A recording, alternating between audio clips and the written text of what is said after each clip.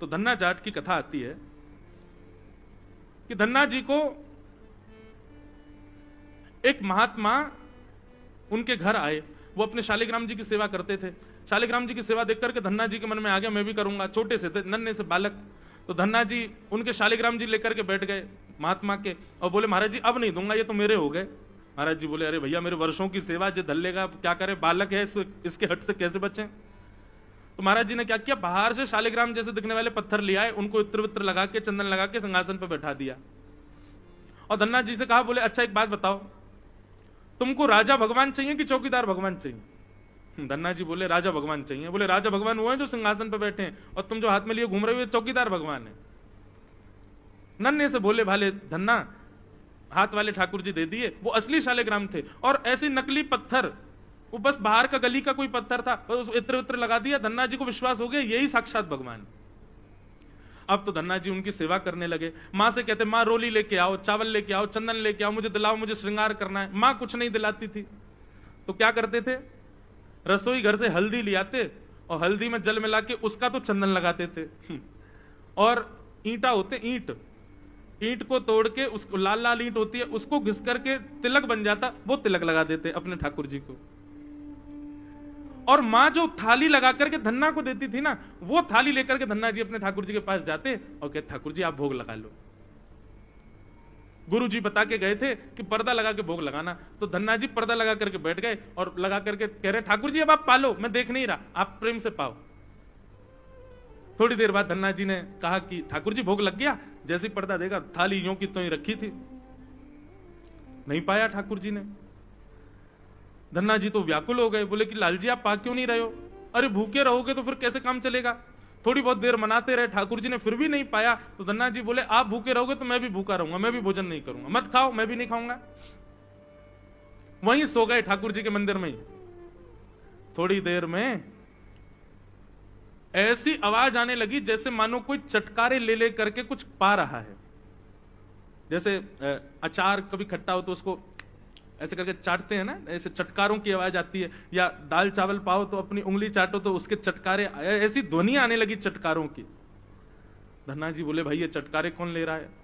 जैसे ही पर्दा हटा करके देखा तो नन्हे से गोपाल जी बैठे हैं और पूरी दाल भात ऐसे सान करके बढ़िया प्रेम से चटकारे ले ले करके पा रहे थे। असली शालिग्राम भी नहीं थे, गली के पत्थर थे, उनकी सेवा करते थे। असली रोली, असली चंदन केसर का नहीं था, हल्दी लगाते थे ठाकुर जी को। असली तिलक नहीं था, ईंट घिस के लगाते थे ठाकुर जी को। और उन धन्ना जी के यहां ठाकुर जी प्रकट हो गए।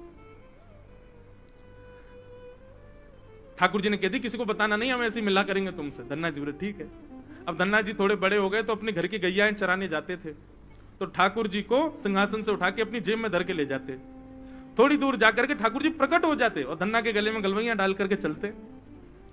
एक दिन धन्ना जी के पिताजी बोले धन्ना आज कहीं जाइयो मत। बोले क्यों। बोले आज तेरे गुरुजी आ रहे हैं जिसने तुझको ठाकुर जी दिए। धन्ना जी तो नाचने लगे। 10 साल हो गए, 10 साल बाद गुरुजी आ रहे हैं। बोले मेरे तो गैया चरावे जावे को समय है गया, अब क्या करूं।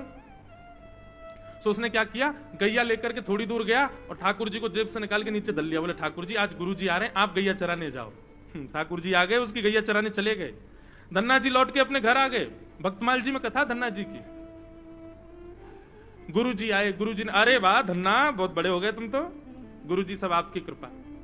और बताओ तुम्हारे ठाकुर जी की सेवा पूजा अभी छोड़ दी कि अभी करते हो। नहीं गुरुजी आप देखे गए थे, बिल्कुल करता हूं। ये देखो उनका मंदिर, ये देखो उनका सिंहासन, ये देखो उनका बीड़ा भोग, ये देखो उनका प्रसादी, ये देखो झारी जी। संत बोले ठाकुर जी कहां हैं। बोले वो तो गैया चरावे गए हैं। संत बोले मतलब। बोले ठाकुर जी गैया चराने जाते हैं मेरे संग, आज आप आ रहे थे इसलिए मैं नहीं गया, ठाकुर जी अकेले चले गए। महात्मा बोले ऐसी बात बना रहा है, ठाकुर जी कहां से जाएंगे गैया चराने। बोले गए हैं, मैं आपको दिखाऊं। वो दिखा, लेकर के संत को गया। खेत में गैया चर रही थी, वहीं वृक्ष के नीचे ठाकुर जी बैठे थे। धन्ना जी के गुरु जी को नहीं दिख रहे थे। गुरु जी देखो वो बैठे ठाकुर जी। गुरु जी बोले मुझे तो दिख ही नहीं रहे। दौड़ करके धन्ना जी गए, बोले ठाकुर जी गुरु जी आए, जिन्होंने आपको मुझे दिया वो आए, आप दिख जाओ उनको। आहा, धन्ना जी की बात मान करके ठाकुर जी प्रकट हो गए, उनके गुरुदेव को दर्शन दिए।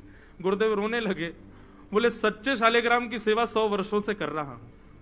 मेरे गुरुदेव से प्राप्त थे 150 वर्ष पुराने शालिग्राम, नित्य नियम से 108 तुलसी चढ़ाता हूं, इतना नाम जप करता हूं, इतना वेद अध्ययन करता हूं, ज्ञान आदि सब मैंने ग्रहण किया, घर परिवार छोड़ दिया, साधु महात्मा बना घूमता हूं, मेरे लिए आप कभी प्रकट नहीं हुए। नन्हे से बालक को गली का पत्थर देगा, उससे प्रकट होकर गैया चरा रहे हो आप। जय हो, अपार लीला है ठाकुर जी आपकी। इसको कहते हैं रास।